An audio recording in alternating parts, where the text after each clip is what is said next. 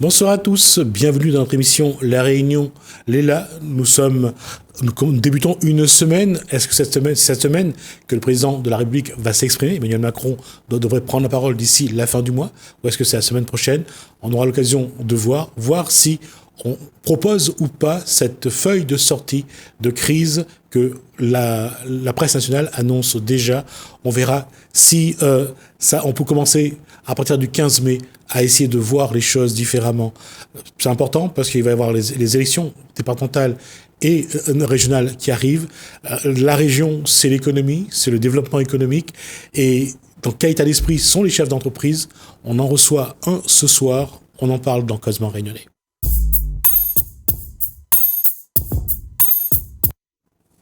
Bonsoir, Jérôme Payette. Bonsoir. Je vais rappeler que vous êtes chef d'entreprise. Vous avez été également président de la Chambre des métiers. Vous êtes aujourd'hui dans l'opposition à la Chambre des métiers. Dans quel état d'esprit est le chef d'entreprise que vous êtes?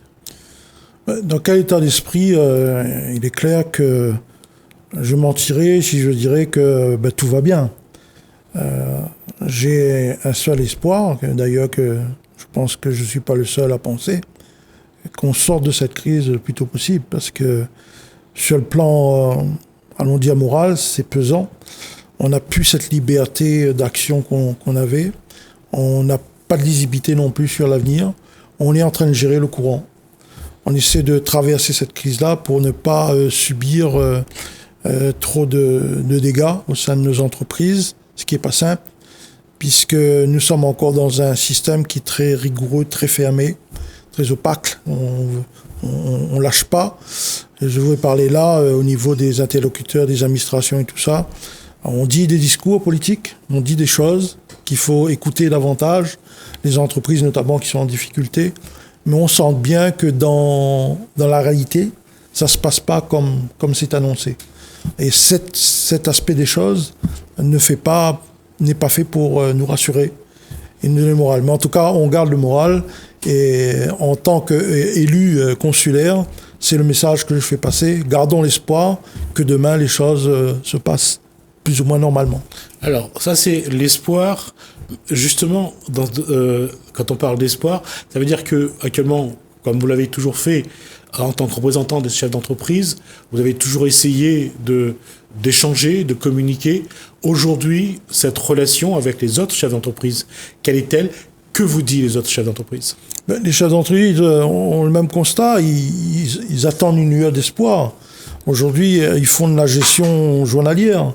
Ils essaient de sauver qu'on peut sauver. Bon, on a des activités diverses. Il y en a qui sont moins impactées. Mais vous prenez des artisans qui sont au centre-ville, par exemple, les commerçants. Quand ils ferment le rideau à partir de 17h, 17h30, inévitablement, ça a des conséquences sur leur chiffre d'affaires.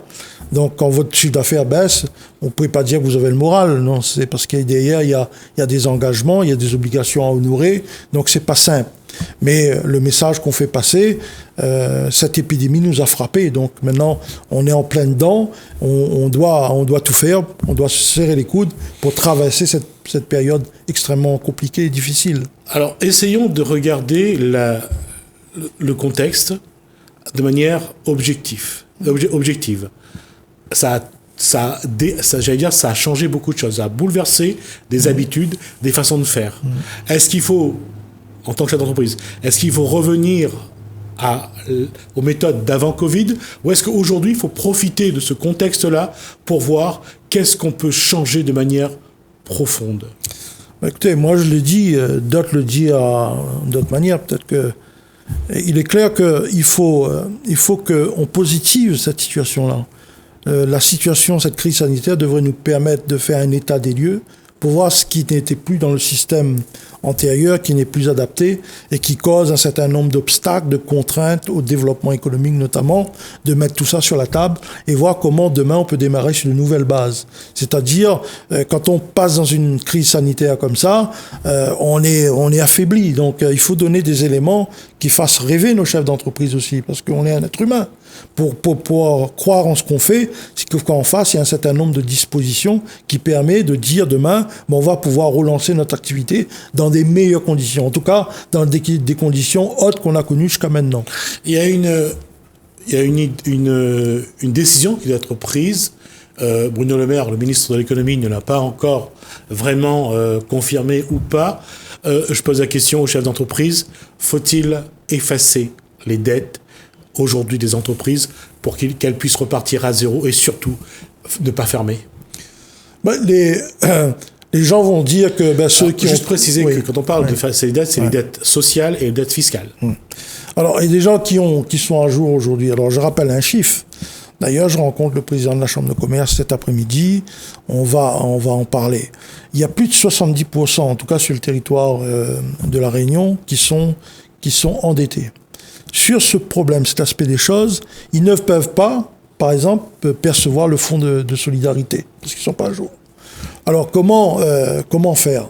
Bien évidemment, il y a des gens qui sont dire les 30% restants qu'ils ont payés, veut dire ils sont dans une position inconfortable. Eux, ils ont fait des efforts pour payer, d'autres n'ont pas fait. Mais je dis à ces 30% d'entreprises, pour l'instant, tant mieux. On peut s'en féliciter que vous pouvez payer vos charges et dettes, vous êtes à jour. Mais combien de temps encore ça va durer? Vous allez peut-être basculer dans l'autre camp. Raisonnablement, si Bercy aujourd'hui dit qu'il faut mettre sur la table la possibilité d'annuler les dettes des entreprises, c'est qu'elle a bien pris conscience que les entreprises sont en grande difficulté. Et si on veut redémarrer l'économie demain, on ne peut pas redémarrer sur un socle qui est extrêmement fragilisé. Donc, forcément, il faut qu'on mette ce dossier sur la table. Donc, ils disent qu'ils vont faire du cas par cas. Peu importe, mais on doit considérer la dette fiscale et sociale. Parce que si on repart sur une relance économique, parce qu'on parle de plan de relance, on parle d'un certain nombre de dispositions, il faut d'abord régler ce problème-là. Et quand on a traversé des crises, notamment la Réunion n'a pas connu que le Covid. Le Covid, c'est celui le plus grave. Mais on a connu d'autres événements par le passé qui ont aussi fragilisé notre économie. Et donc, pour ce sujet-là de suppression de dette sociale et fiscale, je dis oui, pourquoi pas. C'est une première base de discussion de la relance économique. L'autre élément qui va peut-être aussi servir de tremplin, ce sont les élections départementales, régionales. On a vu que le Premier ministre Jean Castex a annoncé qu'au lieu du 13 et 20, ça aura lieu du 20 et 27. On attend que le Parlement valide cette proposition. Qu'est-ce que l'économie peut attendre de ces deux rendez-vous politiques et électoraux, pardon. Bon, ces deux rendez-vous, à mon sens, dans le contexte actuel, je pense qu'il est un peu précipité. À mon point de vue, il aurait dû être reporté. Mais bon, nos représentants, nos élus ont décidé autrement. Donc, les élections auront bien lieu au mois de juin. Donc, il y aura des candidats. Nous disons la chose suivante, en tout cas pour ma part, dans le monde économique, surtout au niveau régional, parce que compétence conseil régional. En ce moment, on entend des déclarations de candidature, mais sincèrement, en termes de développement économique sur la prochaine décennie, on n'entend pas grand-chose. Vous allez dire peut-être que ça va venir, la campagne n'a pas démarré. Bon, je veux bien. Mais en tout cas, ce que moi je peux dire, aujourd'hui, il y a deux constats importants à faire. On a dit tout à l'heure, la fragilité des entreprises. Elle est claire. Ensuite, vous avez, c'est pas moi qui le dis, il y a des chiffres. 10 communes de la Réunion font partie des 20 premières communes de France les plus pauvres. Le constat, il est clair. Il y a eu un contexte très social à la Réunion. Il fallait aider les gens en difficulté. Mais je crois que l'heure est arrivée, et ça fait partie aussi du renouveau, d'un plan de relance, c'est-à-dire de sortir progressivement d'une situation qui est très sociale, il fallait le faire, ramener vers une alternative de progression sociale. Juste pour préciser que ce plan de relance, c'est la région et le département aussi qui le finance, qui apporte aujourd'hui des moyens pour aider les entreprises et les collectivités. Et l'économie est un partenaire, cette progression sociale. Comment faire la jonction? Quelles sont les propositions? Vous savez, il y a beaucoup de jeunes qui ont fait un parcours scolaire, qui ont des diplômes à La Réunion. Il faut se dire une chose. Tout le monde ne pourra pas travailler dans des administrations. S'ils peuvent, demain, tant mieux, ils ont une carrière, il faudra. Mais le monde économique, c'est vraiment l'atout principal d'un projet de développement social et économique. Sur ce sujet-là, nous avons des propositions à faire. Mais il faudrait que les candidats actuels, disent que ça serait assez intéressant d'écouter le monde économique. Mais écouter d'une manière très élargie. Pas écouter, je ne fais pas un procès au monde des grosses entreprises. Il en faut. J'ai toujours dit, je suis pour l'équilibre. Mais il faut quand même écouter les acteurs, les commerçants, les artisans de proximité. Ils ont des choses à dire. Et je pense que cette relance, après, s'il y a un après-Covid, pour l'instant, on n'en sait rien, parce que on nous dit que le 15 mai, on va sortir. Je rappelle quand même un chiffre impressionnant. On commencera à sortir. Je rappelle quand même un chiffre. L'année dernière, à la même époque, on était en confinement, sortie de confinement, on était 3000 en moyenne de personnes contaminées en France. Aujourd'hui, en moyenne, on va regarder les chiffres, 30-35 000. On nous dit, oui, il y a le vaccin. D'accord. Mais quand vous voyez le nombre de personnes qui sont vaccinées, moi, je considère qu'on va un peu vite en besogne. Mais enfin, bon, on a l'espoir d'eux si cette épidémie-là disparaît. Mais ça, personne ne peut dire. En clair, pour revenir sur les régionales, je pense que c'est le moment de proposer une alternative à la population. Et c'est à eux de nous dire qu'est-ce qu'ils portent comme projet. Nous pouvons contribuer, amener de la matière, mais il faudrait au moins qu'ils nous rencontrent. Alors, aujourd'hui, c'est la course au mandat, c'est la course au... C'est pas un projet de développement économique. Ça n'engage que moi. Non. J'espère que ça change. C'est-à-dire que si on rentre dans cette discussion-là, on ne parlera pas économie, on parlera politique, politicienne. Ouais. Juste d'abord pour préciser, les départementales et les régionales. Donc, le département a, entre autres, comme prérogative, le social, bien sûr, et l'agriculture. La région a l'économie. Et c'est pour ça que, sur ce point-là, et Jérôme Bayet a raison de le préciser, que l'apport des professionnels de l'économie est indéniable, est nécessaire. Alors aujourd'hui, comment les chefs d'entreprise peuvent dire aux politiques, voilà ce qu'il faut faire pour que nous puissions d'abord nous maintenir, continuer à vivre et espérer prospérer. Ça, c'est la démarche. Mais la question que j'ai posée à Jérôme Bayet est la suivante. Est-ce qu'aujourd'hui, le monde économique est assez solidaire entre elles pour parler d'une même voix, voire de 2 ou 3 voix, mais au moins avoir une solidarité pour se faire entendre? En tout cas, pour ma part, tout à l'heure, vous avez dit que j'étais dans l'opposition à la Chambre des métiers. Bon, l'opposition, on vaut ce qu'elle vaut. Ouais. Et j'ai rencontré le président Picardo, j'ai rencontré le président de la Chambre de commerce. Sur certains sujets, on n'est peut-être pas en phase. Mais j'ai lancé un message, je leur ai dit, la situation est préoccupante. C'est pas nos divergences, nos désaccords, etc., qui va changer la face actuelle. Il serait opportun de dire, allons serrer à nous les coudes, allons discuter ensemble pour voir quelles sont les priorités sur le plan économique que nous pourrions mettre en avant, qui pourraient tirer la Réunion vers le haut, mais non continuer à ramener dans le bas. Et je redis, profitons de cette situation de crise sanitaire pour qu'on ait du temps à réfléchir pour porter un véritable projet. Et c'est clair que c'est pas dans la division qu'on va réussir. Chacun peut apporter sa pierre à l'édifice. Personne n'a la science infuse. Moi, je prône qu'il y ait une discussion très élargie, mais qu'on fasse pas une politique, ce que moi j'appelle un peu de la sphère des élites, etc. Il faut aller écouter la France d'en bas. La France d'en bas, ce sont nos commerçants, nos artisans de proximité. Leur demander ce qu'ils attendent dans un nouveau projet de développement. Et c'est comme ça qu'on sera entendu. C'est pas de dire, on fait des batailles de clochers entre nous, moi j'ai le meilleur projet, machin, etc. Là, on est dans une situation qui mérite que tout le monde se serre les coudes. En tout cas, c'est la position que je défends. La question elle est récurrente. De toute façon, que ce soit l'avant, pendant et l'après-Covid, la question de cette solidarité économique entre les partenaires, chefs d'entreprise, que ce soit les grosses entreprises, que ce soit les PME, que ce soit les TPE, c'est pas évident de trouver un équilibre. Dans la mer, le gros poisson bouffe le petit poisson. Ah ben ça a toujours été comme ça, mais ce petit poisson ne peut pas se faire bouffer. Le gros poisson, lui, on connaît comment il réagit. Mais je pense que c'est à nous, des petits poissons, de dire on existe et on va continuer à bouger, comme dit Gréol. Mais le problème, c'est pas en étant divisé qu'on va réussir.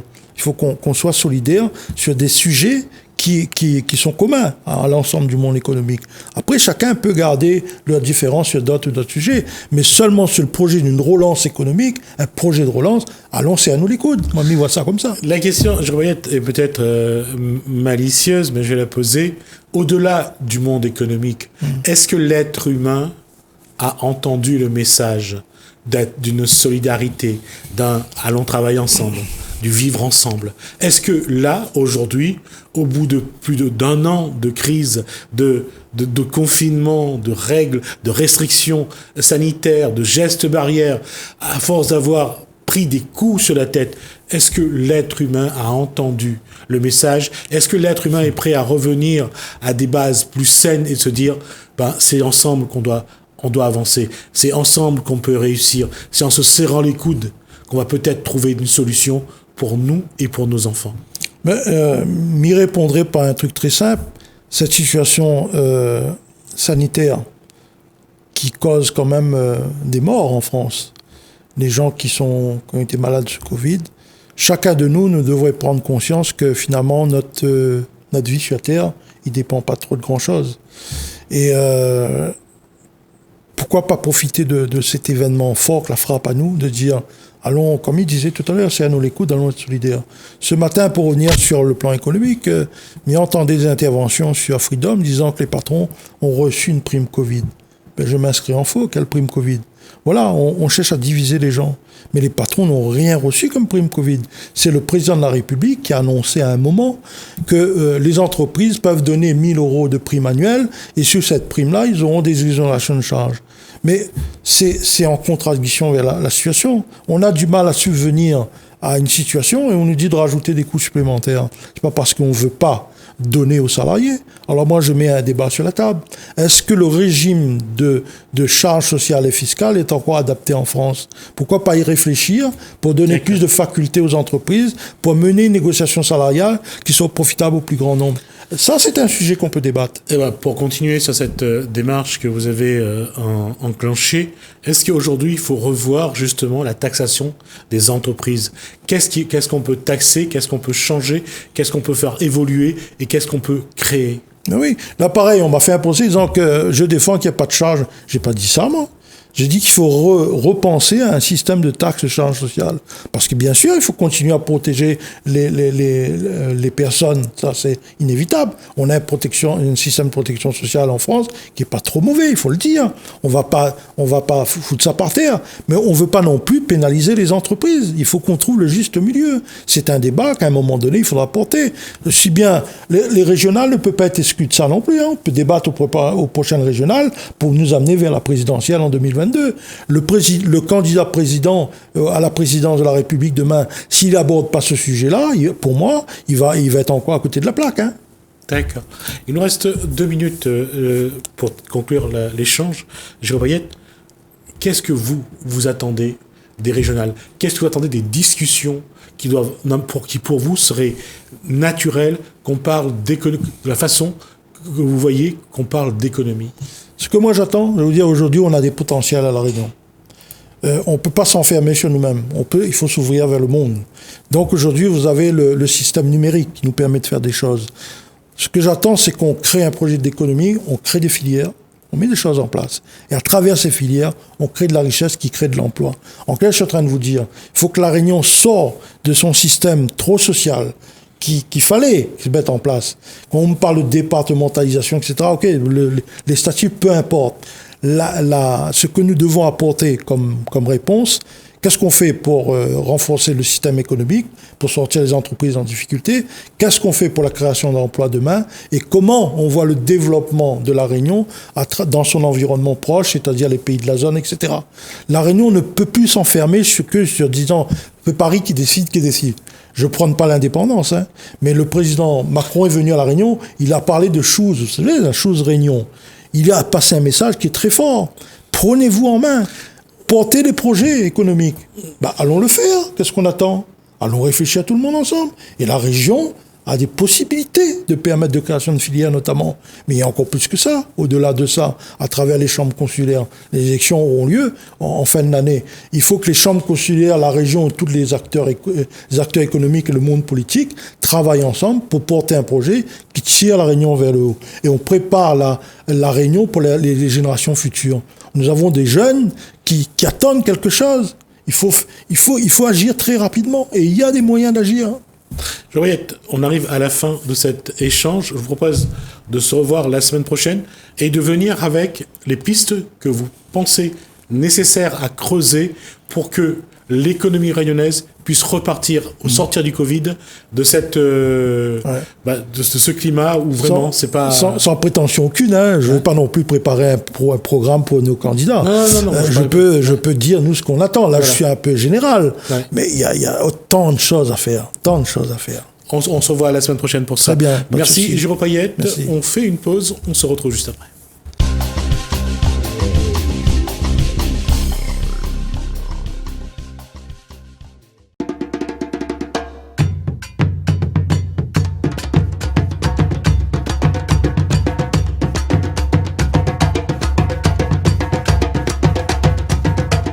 La question est simple, c'est quoi le projet Mémorial des Noms ? Alors, en avril 2018, donc le président de la République, lors d'une cérémonie qui fêtait les 170 ans de l'abolition de l'esclavage au Panthéon, donc il a annoncé 3 grands projets. Donc le premier qui était la création d'une fondation pour la mémoire de l'esclavage, ce qui est fait. Le second, de transformer le Memorial Act en musée, donc c'est ce qui est fait également. Et donc le troisième acte, c'est l'édification d'un mémorial des noms attribués aux esclaves lors de l'abolition de l'esclavage en 1848. Donc ce qu'il faut savoir, c'est qu'en 1848, en Guadeloupe, en Martinique, en Guyane et à La Réunion, donc les esclaves ont été inscrits sur des registres, donc qui s'appellent les registres spéciaux à La Réunion, et on leur a donné un nom de famille, parce qu'auparavant, ils n'avaient qu'un prénom. Et le but, c'est de faire une œuvre artistique qui inscrirait l'ensemble des noms, alors c'est à peu près 200 000 noms, quelque chose de monumental, donc les 200 000 noms attribués aux esclaves au moment de l'abolition. Alors ce qu'il faut savoir, c'est que ces noms sont ceux qui sont aujourd'hui portés par les Réunionnais, les Guyanais, les Guadeloupéens, les Martiniquais. Et c'est à la fois donc un monument qui symbolise finalement cette entrée dans la citoyenneté de ces anciens esclaves, et c'est aussi un monument qui symbolise donc le geste républicain d'abolition de l'esclavage. Abolition de l'esclavage qui s'est accompagnée immédiatement de la citoyenneté, ce qui n'a pas été le cas par exemple aux États-Unis, où on a vu se développer la ségrégation. Il a fallu plus d'un siècle de lutte aux Noirs américains pour accéder à la pleine citoyenneté. Concernant La Réunion, plus précisément, comment ce travail se déroule ? Alors, le travail a été réalisé par notamment Sudel Fuma, qui avait établi une liste. Il a été établi aussi par des généalogistes, un anthropologue, donc je pense Gilles Gérard, le couple Nouriga, donc les archives également ont participé à ce travail. Donc c'est un travail de collecte dans les archives qui a été compliqué par le fait que les registres pour certaines communes manquent, qu'il a fallu les reconstituer à partir des actes de décès, à partir des mariages, mais on arrive à peu près à reconstituer l'ensemble des noms qui ont été attribués au moment de l'abolition. Enfin, en tout cas, on arrive à reconstituer tous les noms qui sont encore portés aujourd'hui. Quelle est la prochaine étape de votre travail ? La prochaine étape, c'est l'édification de ce mémorial. Donc, pour le moment, nous sommes dans un travail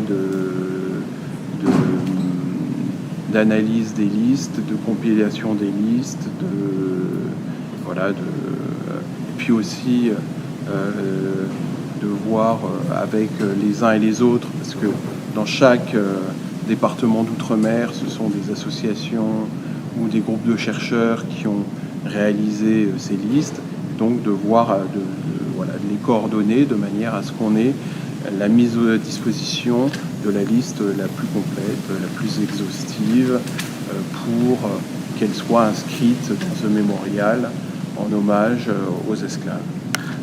Quelle est la date butoir? À quel moment cet édifice sera inauguré? Alors,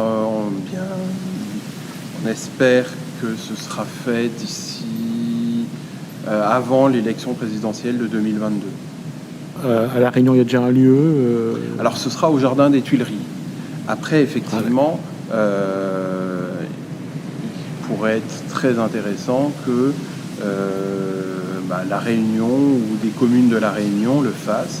Ce qu'il faut savoir, c'est qu'il y a déjà une réalisation, par exemple aux Abîmes, qui est une commune de Guadeloupe, où tous les noms d'esclaves ont été inscrits sur une immense stèle. Il y a un projet en Martinique, à Saint-Pierre, donc au niveau de la cathédrale.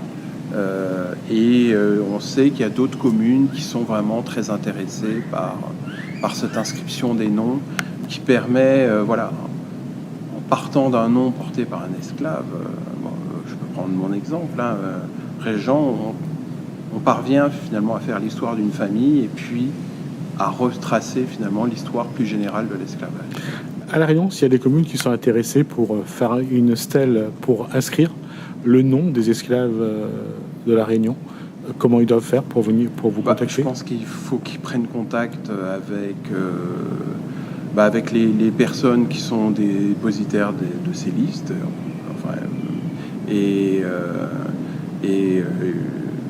Ça semble tout à fait envisageable. Voilà.